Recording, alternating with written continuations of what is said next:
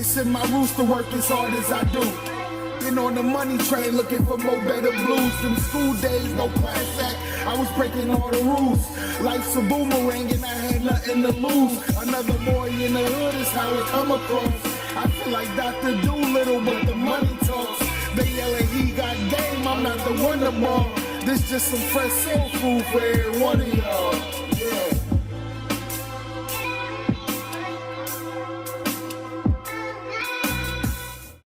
Yo, welcome back for another episode of Cornbread Movie Review. Hey, man, I love y'all. Make sure you like and subscribe to the channel. Come on, man. Stop. It's free. Come on. Share, too. Share. Appreciate it. We back with another movie review. If it's the first time you hear, first off, welcome. We a family over here in Cornbread Movie Review. But I break down each movie in 5 different categories. And the best you can get out of that category is 5. Adds it up, spits out a Cornbread Movie Review. And then guess what? I ain't going to leave y'all without a forgotten segment. All right? So today, I know I do different reviews and top 5s and stuff. But we're going to do a movie today. All right? So today, the movie that we are going to discuss is Challengers. Ladies and gentlemen, Challengers is out now. It's in theaters and it's rated R. Each movie I do 5 different categories: acting, cinematography, storytelling. Did I get what I bought? Then is it a must-see? All right. So the first category is acting. Who is in this movie? You have Zendaya. All right. I got a couple of bones to pick with Zendaya. Let me break this down before we get into the more of the review. Okay. So 2 issues that I have with Zendaya. 1. Can we pick a minority male that you share the bill with? I mean, you're one of the hottest actors out in the game right now, and it's like you're always side with a white male every time. Even in Euphoria, you were with a trans white male female, right? So come on, man. Can somebody get some of that energy, some of that feed off of some of your success too? I think we have a great actors out there who are minorities that you can bounce ideas off of and bounce opportunities off of too, right? So that is an issue that I've had. Like I said, you were in Spider-Man, you were in Euphoria, you were in Dune, you were in this movie. Like, come on, man. Help us out some. Please, can you do that?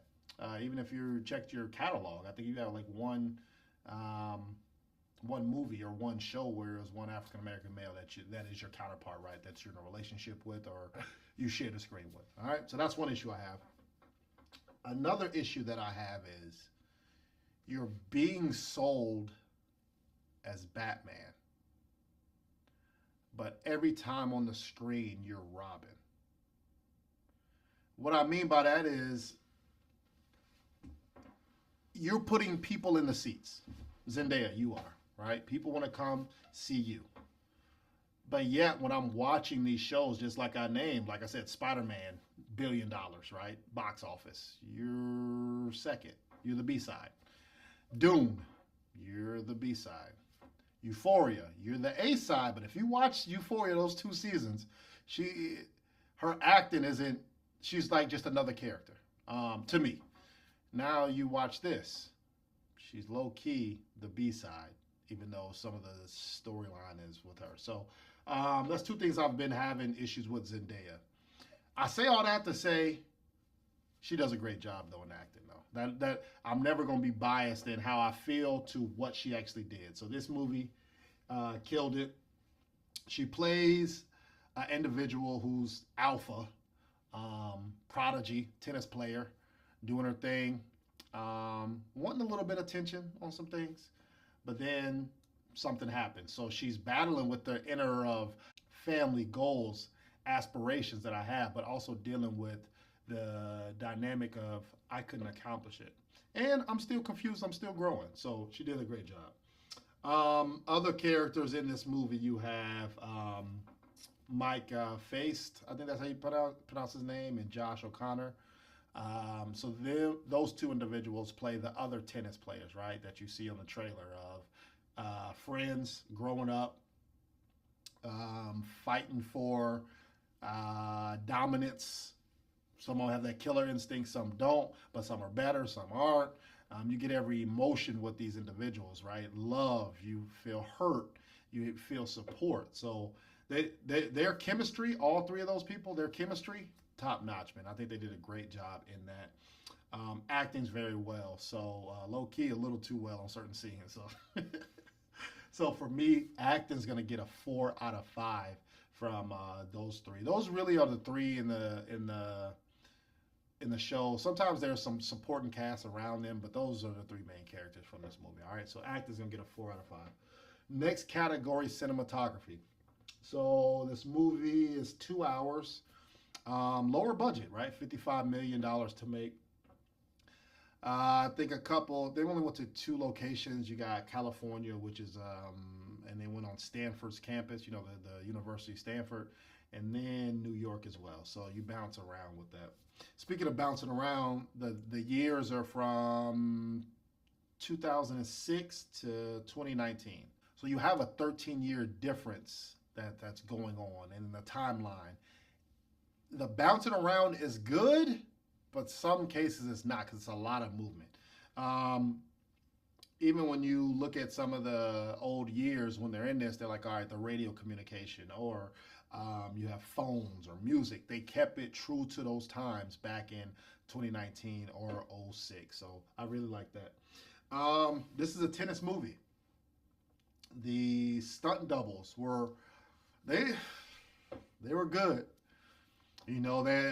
What they would do is they'll have the character, they'll throw up the tennis ball and hit it.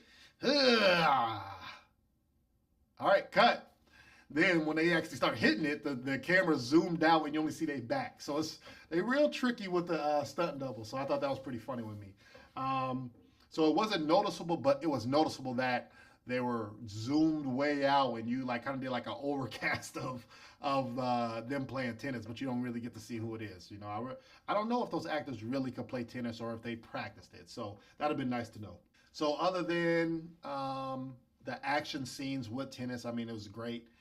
You get some slow motion, you get the sweat dripping, you get to feel like you're in the tennis match, right? You feel exhausted with the music and the breathing and those different things that you have to be creative when you have $55 million budget. And then from the looks of it, it looked like they gave half of it went to the actor's salary. But and it wasn't that too many locations. So for me, cinematography is going to get a 3.5 out of 5, but it doesn't mean it's bad. I think it's just it get compared to other movies for this year. But great job in visually what I saw, and they made the best they could out of their budget. All right, so next category, storytelling. So you kind of have 2 journeys at the same time going parallel, right? You have Zendaya's character where, like I said, she's the prodigy. She's trying to get their attention, or they're trying to get her attention, right? And see who's the best to get this girl. And then her struggles, her shortcomings in life. Then you also have the 2 characters, 2 male characters, where they're doing anything they can to get her. And when I say anything, all friends. We're gonna get into that, man. They ain't hold no punches to get the female, right? It started off cute and fair, but then it doesn't turn fair after that. I really like how normally we see the struggles of athletes in, let's say, track, football, basketball, baseball, and the struggles of that. But it's great to see the tennis, the grind in tennis of living check to check, tournament to tournament. Even, I say some spoilers, but not. But one of them is where hey, if you need money now, just lose the first round. We'll cut you a check today. But if you really want that big prize money, you have to wait until you play it out. Then we cash you a check. So it was good to see the behind the curtain on how tennis players grind with that. So I think that was a small dynamic that isn't always captured, especially in smaller sports like tennis. I think just like what I said in cinematography, the bouncing around, this helps develop the characters of how did we get here. Some of it is prevalent of, okay, now I see how that goes. I see how that ties in there. But sometimes you're like, bro, why are we jumping around like that? That flashback is irrelevant. Or let's stay in the past, but now we're jumping straight to the future, or 2019 when they have that. So The timing maybe could have been a little bit better, but I'm not mad at it. One thing they're gonna get some points on, this is an original story. This ain't no prequel, sequel. This ain't no twist on something. This ain't King Richard, which is one of those top tennis movies, right? No, this is in its original state. So for me, Challengers in storytelling is gonna get a 4 out of 5. You're gonna get points from originality from me and execution too. They did a great job. Next category, did I get what I bought? This movie was more standard ticket. Like I said, probably about $10 to $15, depending on what day you go. It was Blockbuster when it first came out, but it's starting to probably dwindle out of some theaters. It might be streaming pretty soon. So standard ticket, no problem. This is a sports romance movie, and I'm telling you, you're going to get sports. This is a tennis movie, which was great. And then you're going to get some, I don't even know if it's romance. I'm going to say drama, bro. They wilding out in this movie. Wild. Can I say that again? Wilding out in this movie. Like I said, it's rated R, bro. Don't take no little kid to go see this, man. It's also great to see how different people flirt and look for attention, right? Even the best of friends, how they do certain things to get a girl, right? One thing could get a girl this way, but somebody could do the exact opposite and still pull that same girl. So it's good to see that on character, and that's very interesting to me. Speaking of that, of friends, bro, friends are dirty. Be careful who your friends are. Some of them might be your friends. Some of them might be snakes in the grass, man. And that's not saying anything. I ain't giving no spoilers. Everybody can be dirty in this movie. Hey, I don't know. But you kind of get to see that. And then one thing I liked is the trailer. This movie was true to the trailer, even though Zendaya's character wasn't the main character. But I like this version better than what I saw in the trailer. So for me, did I give it I bought? I'm going to say a 4.5 out of 5. I wasn't mad. When I sat in the seat, I got what I was looking for. All right. Last category, is it a must-see? It's a lot of glizzy shown in this movie. Don't ask me what a glizzy is. Don't ask me. But it's a lot of private parts shown in this movie that I was not ready for. I don't know what's going on. And another thing, bro, this was the world's longest tennis match. Boy, what? You felt like it was intense when they get to it.